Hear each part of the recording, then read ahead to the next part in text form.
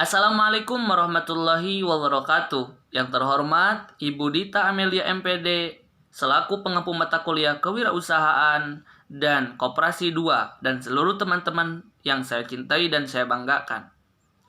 Alangkah baiknya sebelum memulai proses pembelajaran kita pagi ini, marilah kita berdoa dengan membacakan basmalah bersama-sama. Bismillahirrahmanirrahim. Nah, teman-teman semua, kami dari kelompok 5 akan mengenalkan beberapa penyaji dari kelompok kami. Yang pertama ada saya sendiri, yaitu Anggitya Permana, kemudian ada Syahadanatika Anursyah, kemudian ada Saudara Alfi Nugraha, dan Saudari Alma Novita. Baiklah teman-teman semua, yang akan kami bahas pada kesempatan ini adalah dengan tema tantangan koperasi sebagai entitas bisnis dan perbedaan koperasi dengan perusahaan swasta, BUMN, dan BUMS. Silahkan teman-teman semua, selamat memperhatikan materi dari kami semua. Assalamualaikum warahmatullahi wabarakatuh. Di sini saya sebagai penyaji pertama di mana akan menjelaskan tentang tantangan koperasi dalam entitas bisnis. Koperasi adalah entitas bisnis yang dimiliki bersama. Dalam koperasi tidak ada kepemilikan tunggal. Modal koperasi diperoleh secara swadaya atau boleh juga dari pihak ketiga. Perusahaan koperasi menekankan pada aspek benefit, bukan profit. Karenanya, koperasi termasuk social enterprise atau perusahaan sosial, di mana bisnis digunakan sebagai alat untuk menciptakan keadaan sosial yang lebih baik. Jadi, perusahaan koperasi bekerja sesuai dengan hukum ekonomi dan pola bisnis secara umum. Akan tetapi, tetap berpijak pada prinsip koperasi yang perlu diperhatikan. Social enterprise beda dengan non-profit organization. Social enterprise adalah bisnis layaknya bisnis secara umum. Ada upaya pemupukan profit, tapi profit yang didapat kembali diinvestasikan untuk kepentingan bersama. Non-profit organization tidak menggunakan pendekatan bisnis untuk menyelesaikan masalah sosial. Biasanya, pola kerjanya itu bersifat charity dengan biaya dari donor atau didapat secara swadaya. Jadi, di non-profit organization tidak ada pemupukan profit atau didapat secara swadaya. Dia murni benefit. Sebagai perusahaan sosial, maka koperasi fokus pada masalah yang mendera anggota atau komunitas. Bisnis hanyalah alat untuk mengatasi masalah sosial yang digarap secara kolektif antar anggota, di mana setiap anggota turun modal atau tenaga untuk meraih kesejahteraan bersama. Kemudian teman-teman semua, di sini saya akan membahas tentang tantangan koperasi dalam menghadapi entitas bisnis ya. Di negara berkembang seperti Indonesia ini harusnya koperasi dapat berkembang untuk melawan ketidakpastian dan kejamnya dunia ekonomi pada saat ini. Karena koperasi merupakan salah satu lembaga ekonomi rakyat yang menggerakkan perekonomian rakyat dalam memacu kesejahteraan sosial masyarakat. Dengan semakin tingginya peluang koperasi yang semakin banyak dan berjalan dengan baik di Indonesia, banyak pula masalah atau tantangan yang dihadapi oleh koperasi Indonesia masih memang belum terselesaikan. Apalagi dengan munculnya MIA pada tahun 2015 ini seperti lemahnya kelembagaan koperasi, kemudian lemahnya modal internal koperasi, kemudian kurangnya inovasi dalam bisnis koperasi, dan lambannya pemanfaatan IT. Kemudian ada juga lemahnya kualitas SDM dan kurangnya profesionalisme di dalam koperasi. Nah, itu teman-teman semua. Beberapa tantangan mengenai tentang koperasi dalam entitas bisnis. Mungkin itu saja yang dapat saya sampaikan. Perbedaan koperasi dengan perusahaan swasta, BUMN, BUMS. Koperasi sebagai badan usaha dapat melakukan kegiatan usahanya sendiri dan dapat juga bekerja sama dengan badan usaha lain seperti perusahaan swasta maupun perusahaan negara. Perbedaan antara koperasi dengan badan usaha lain dapat digolongkan sebagai berikut. Dilihat dari segi organisasi, koperasi adalah organisasi yang mempunyai kepentingan sama bagi para anggotanya. Dalam melaksanakan usahanya, kekuatan tertinggi pada koperasi terletak di tangan anggota. Sedangkan dalam badan usaha bukan koperasi, anggotanya terbatas kepada orang yang memiliki modal. Dan dalam pelaksanaannya, kegiatan kekuasaan tertinggi berada pada pemilik modal usaha. Dilihat dari segi tujuan usaha, koperasi bertujuan untuk memenuhi kebutuhan bagi para anggotanya dengan melayani anggota seadil-adilnya. Sedangkan badan usaha bukan koperasi pada umumnya bertujuan untuk mendapatkan keuntungan. Dilihat dari segi sikap hubungan usaha, koperasi senantiasa mengadakan koordinasi atau kerjasama antara koperasi satu dan dengan koperasi yang lainnya. Sedangkan badan usaha bukan koperasi sering bersaing satu dengan yang lainnya. Lalu dilihat dari segi pengelolaan usaha koperasi dilakukan secara terbuka, sedangkan badan usaha bukan koperasi pengelolaan usaha dilakukan secara tertutup. Hal pokok yang membedakan koperasi dengan badan usaha lainnya yang non-koperasi antara lain adalah: 1. Koperasi adalah kumpulan orang, bukan kumpulan modal sebagaimana perusahaan non-koperasi. Yang kedua, kalau di dalam suatu badan usaha yang lain non-koperasi, suara ditentukan oleh besarnya jumlah saham atau modal yang dimiliki oleh pemegang saham. Dalam koperasi, setiap anggota memiliki jumlah suara yang sama, yaitu satu orang mempunyai satu suara dan tidak bisa diwakilkan. Lalu yang ketiga, pada koperasi, anggota adalah pemilik sekaligus pelanggan. Oleh karena itu, kegiatan usaha yang dijalankan oleh koperasi harus sesuai dengan berkaitan dengan kepentingan atau kebutuhan ekonomi anggota. Hal yang demikian itu berbeda dengan badan usaha yang non-koperasi. Pemegang saham tidak harus menjadikan pelanggan. Badan usahanya pun tidak perlu harus memberikan atau melayani kepentingan ekonomi pemegang saham. Lalu yang keempat, ada tujuan badan usaha non-koperasi pada umumnya adalah mengejar laba setinggi-tingginya, sedangkan koperasi adalah memberikan manfaat pelayanan ekonomi yang sebaik-baiknya bagi anggota. Lalu yang kelima adalah anggota koperasi memperoleh bagian dari sisa hasil usaha sebanding dengan besarnya transaksi usaha masing-masing anggota ke depannya koperasi, sedangkan pada badan non-usaha koperasi, pemegang saham memperoleh bagian keuntungan sebagian dengan saham yang dimilikinya. Dasar usaha koperasi adalah kebutuhan dan kepentingan ekonomi yang sama di antara para anggotanya. Untuk itu, hakikat usaha koperasi adalah sejauh mana koperasi dapat memberikan manfaat ekonomi bagi anggotanya. Lebih jauh lagi, sejauh mana koperasi dapat mempromosikan dan melakukan efisiensi dalam usaha anggotanya, serta dapat meningkatkan nilai tambah hasil produksi anggotanya.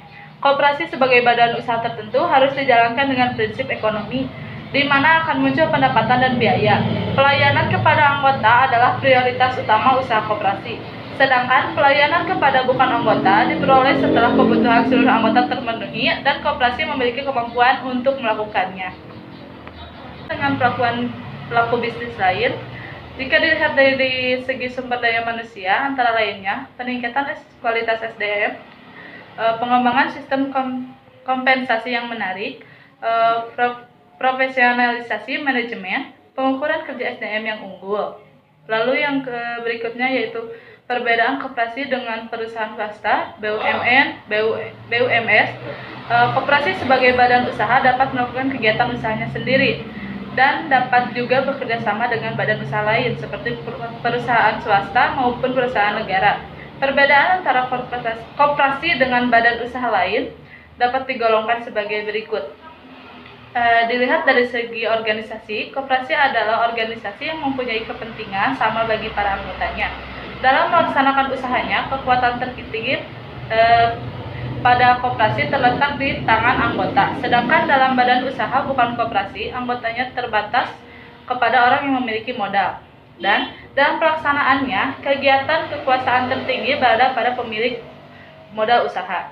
Dilihat dari segi tujuan usaha, koperasi bertujuan untuk memenuhi kebutuhan bagi para anggotanya dengan melayani anggota seadil-adilnya. Sedangkan badan usaha bukan koperasi pada umumnya bertujuan untuk mendapatkan keuntungan. Dilihat dari segi sikap hubungan usaha, koperasi senantiasa mengadakan koordinasi atau kerjasama antara koperasi satu dan dengan koperasi yang lainnya.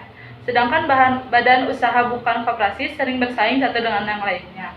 Lalu dilihat dari segi pengelolaan usaha koperasi dilakukan secara terbuka, sedangkan badan usaha bukan koperasi pengelolaan usaha dilakukan secara tertutup. Hal pokok yang membedakan koperasi dengan badan usaha lainnya yang non-koperasi antara lain adalah: 1. Koperasi adalah kumpulan orang, bukan kumpulan modal sebagaimana perusahaan non-koperasi. Yang kedua, kalau di dalam suatu badan usaha yang lain non-koperasi, Suara ditentukan oleh besarnya jumlah saham atau modal yang dimiliki oleh pemegang saham.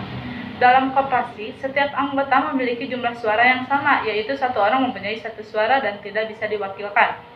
Lalu yang ketiga, pada koperasi, anggota adalah pemilik sekaligus pelanggan. Oleh karena itu, kegiatan usaha yang dijalankan oleh koperasi harus sesuai dengan berkaitan dengan kepentingan atau kebutuhan ekonomi anggota. Hal yang demikian itu berbeda dengan badan usaha yang non-koperasi. Pemegang saham tidak harus menjadikan pelanggan. Badan usahanya pun tidak perlu harus memberikan atau melayani kepentingan ekonomi pemegang saham. Lalu yang keempat, ada tujuan badan usaha non-koperasi pada umumnya adalah mengejar hak. Koperasi bertujuan untuk memenuhi kebutuhan bagi para anggotanya dengan melayani anggota seadil-adilnya. Sedangkan badan usaha bukan koperasi pada umumnya bertujuan untuk mendapatkan keuntungan. Dilihat dari segi sikap hubungan usaha, koperasi senantiasa mengadakan koordinasi atau kerjasama antara koperasi satu dan dengan koperasi yang lainnya. Sedangkan badan usaha bukan koperasi sering bersaing satu dengan yang lainnya. Lalu dilihat dari segi pengelolaan usaha koperasi dilakukan secara terbuka, sedangkan badan usaha bukan koperasi pengelolaan usaha dilakukan secara tertutup. Hal pokok yang membedakan koperasi dengan badan usaha lainnya yang non-koperasi antara lain adalah: 1. Koperasi adalah kumpulan orang, bukan kumpulan modal sebagaimana perusahaan non-koperasi. Yang kedua, kalau di dalam suatu badan usaha yang lain non-koperasi, suara ditentukan oleh besarnya jumlah saham atau modal yang dimiliki oleh pemegang saham. Dalam koperasi, setiap anggota memiliki jumlah suara yang sama, yaitu satu orang mempunyai satu suara dan tidak bisa diwakilkan. Lalu yang ketiga, pada koperasi, anggota adalah pemilik sekaligus pelanggan. Oleh karena itu, kegiatan usaha yang dijalankan oleh koperasi harus sesuai dengan berkaitan dengan kepentingan atau kebutuhan ekonomi anggota. Hal yang demikian itu berbeda dengan badan usaha yang non-koperasi. Pemegang saham tidak harus menjadikan pelanggan. Badan usahanya pun tidak perlu harus memberikan atau melayani kepentingan ekonomi pemegang saham. Lalu yang keempat, ada tujuan badan usaha non-koperasi pada umumnya adalah mengejar laba setinggi-tingginya, sedangkan koperasi adalah memberikan manfaat pelayanan ekonomi yang sebaik-baiknya bagi anggota. Lalu yang kelima adalah anggota koperasi memperoleh bagian dari sisa hasil usaha sebanding dengan besarnya transaksi usaha masing-masing anggota ke depannya koperasi, sedangkan pada badan non-usaha koperasi, pemegang saham memperoleh bagian keuntungan sebagian dengan saham yang dimilikinya. Dasar usaha koperasi adalah kebutuhan dan kepentingan ekonomi yang sama di antara para anggotanya. Untuk itu, hakikat usaha koperasi adalah sejauh mana koperasi dapat memberikan manfaat ekonomi bagi anggotanya. Lebih jauh lagi, sejauh mana koperasi dapat mempromosikan dan melakukan efisiensi dalam usaha anggotanya, serta dapat meningkatkan nilai tambah hasil produksi anggotanya. Koperasi sebagai badan usaha tertentu harus dijalankan dengan prinsip ekonomi, di mana akan muncul pendapatan dan biaya. Pelayanan kepada anggota adalah prioritas utama usaha koperasi, sedangkan pelayanan kepada bukan anggota diperoleh setelah kebutuhan seluruh anggota terpenuhi. Baik, di sini saya akan melanjutkan memaparkan materi mengenai badan usaha atau lembaga. Badan usaha adalah kesatuan yuridis atau hukum, teknis, dan ekonomis yang bertujuan mencari laba atau keuntungan. Badan usaha seringkali disamakan dengan perusahaan, walaupun pada kenyataannya berbeda. Perbedaan utamanya, badan usaha adalah badan lembaga, sementara perusahaan adalah tempat di mana badan usaha itu mengelola faktor produksi. Selanjutnya yaitu ada jenis-jenis badan usaha di Indonesia. Yang pertama ada perusahaan swasta. Suatu perusahaan swasta atau perusahaan tertutup adalah sebuah perusahaan bisnis yang dimiliki oleh organisasi non-pemerintah atau sekelompok kecil pemegang saham atau anggota-anggota perusahaan yang tidak menawarkan atau memperdagangkan stok saham perusahaannya kepada masyarakat umum melalui pasar saham. Tetapi, saham perusahaan ditawarkan, dimiliki, dan diperdagangkan atau dibursakan secara swasta. Contoh perusahaan swasta di Indonesia: Rumah Makan Wilayah Setempat, Salon Kecantikan, PT Sumber Alvaria Trijaya Tbk. Assalamualaikum warahmatullahi wabarakatuh. Saya Alvin Nugraha Putra ingin melanjutkan pemaparan materi tentang perbedaan perusahaan swasta dengan BUMN dan BUMS. Nah, di sini BUMN atau Badan Usaha Milik Negara ialah badan usaha yang permodalannya seluruhnya atau sebagian dimiliki oleh pemerintah. Status pegawai badan usaha tersebut adalah karyawan BUMN, bukan pegawai negeri BUMN. Sendiri sekarang ada 3 macam, yaitu Perjan, Perum, dan Persero. Nah, di sini Persero adalah salah satu badan usaha yang dikelola oleh negara atau daerah, berbeda dengan Perum atau Perjan. Tujuan didirikannya Persero yang pertama adalah mencari keuntungan dan yang kedua memberi pelayanan kepada umum. Nah, Perum adalah Perjan yang sudah diubah. Tujuannya tidak lagi berorientasi pelayanan tetapi sudah profit oriented. Sama seperti Perjan, Perum dikelola oleh negara dengan status pegawainya sebagai pegawai negeri. Namun perusahaan masih merugi meskipun status Perjan diubah menjadi Perum, sehingga pemerintah terpaksa menjual sebagian saham Perum tersebut kepada publik dan statusnya diubah menjadi Persero. Nah, di sini Perjan adalah bentuk badan usaha milik negara yang seluruh modalnya dimiliki oleh pemerintah. Perjan ini berorientasi pelayanan pada masyarakat. Nah, selanjutnya ada ciri-ciri BUMN. Di sini yang pertama ada sumber pemasukan negara. Sebagai sumber pemasukan negara, tentunya hal ini tidak bisa dimungkiri. Karena memang BUMN merupakan sumber pemasukan utama dana negara. Jadi, adanya BUMN, negara bisa tetap menjalankan aktivitas perekonomian. Semua keuntungan dan aktivitas perekonomian ini akan masuk ke kas negara. Nah, dan yang kedua, ada kekuasaan penuh di tangan pemerintah. Jadi, sesuai namanya, segala aktivitas BUMN atau badan usaha milik negara ini dikontrol, diawasi, dan dikuasai penuh oleh pemerintah. Jadi, kekuasaan penuh pemerintah ini bertujuan untuk menjaga kestabilan dan menghindari atau mencegah terjadinya penyelewengan dari pihak yang tidak bertanggung jawab. Nah, dan yang selanjutnya ada segala resiko ditanggung pemerintah. Jadi saat kekuasaan penuh ada di tangan pemerintah, segala resiko yang ada juga ada ditanggung pemerintah. Jadi BUMN merupakan tanggung jawab dan hak sepenuhnya ada di pemerintah. Nah, dan yang selanjutnya melayani kepentingan umum dan pelayanan publik. Jadi di sini ada ciri-ciri BUMN selanjutnya adalah melayani kepentingan umum, bisa memberikan pelayanan publik. Hal ini menjadi tugas utama BUMN sebagai badan usaha yang dibentuk untuk melayani masyarakat. Nah, dan yang terakhir, saham bisa dimiliki masyarakat. Jadi, BUMN dikuasai negara, saham ini bisa dimiliki oleh masyarakat. Untuk saham yang ada di BUMN, tidak hanya negara yang berhak menguasainya. Akan tetapi, pihak lain juga bisa berhak memiliki saham yang ada di BUMN. Namun perlu diketahui, pemilikan saham oleh pihak luar memiliki batas, yakni tidak boleh lebih dari 50% dari saham yang dimiliki oleh BUMN. Merupakan tanggung jawab dan hak sepenuhnya ada di pemerintah. Nah, dan yang selanjutnya melayani kepentingan umum dan pelayanan publik. Jadi di sini ada ciri-ciri BUMN selanjutnya adalah melayani kepentingan umum, bisa memberikan pelayanan publik. Hal ini menjadi tugas utama BUMN sebagai badan usaha yang dibentuk untuk melayani masyarakat. Nah, dan yang terakhir, saham bisa dimiliki masyarakat. Jadi BUMN dikuasai negara, saham ini bisa dimiliki oleh masyarakat. Untuk saham yang ada di BUMN, tidak hanya negara yang berhak menguasainya. Akan tetapi, pihak lain juga bisa berhak memiliki saham yang ada di BUMN.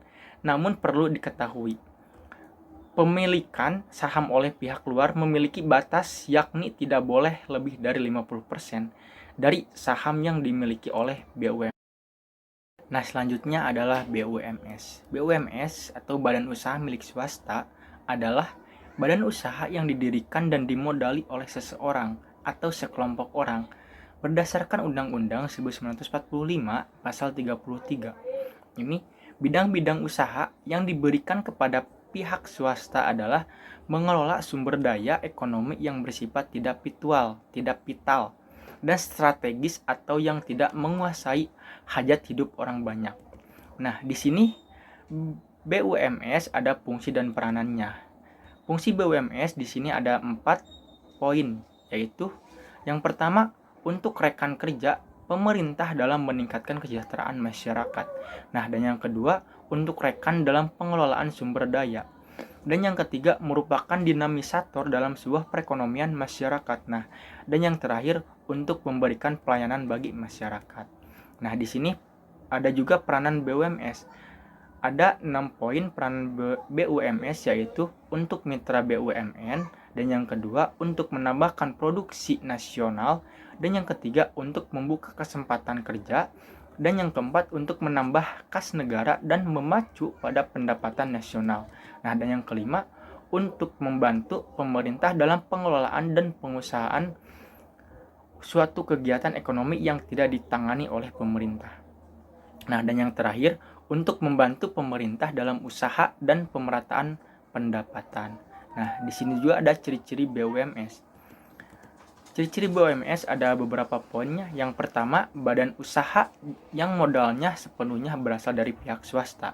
Dan yang kedua, pengawasan yang dijalankan secara hierarki dan fungsional oleh si pemegang perusahaan. Dan yang ketiga, untuk mencari keuntungan yang sebesar-besarnya.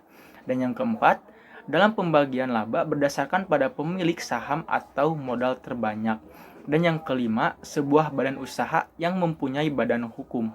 Dan yang keenam, dijalankan dan dimodali oleh perorangan banyak orang atau berkelompok. Dan yang ketujuh, para anggota mempunyai hak suara sesuai dengan jumlah modal sahamnya. Dan yang kedelapan, bisa menjual saham melalui bursa efek. Dan yang terakhir yaitu modalnya bisa diperoleh dari lembaga keuangan baik itu bank maupun non-bank.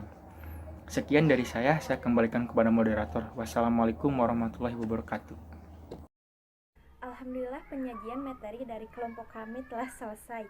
Mudah-mudahan bermanfaat bagi kita semua. Wassalamualaikum warahmatullahi wabarakatuh.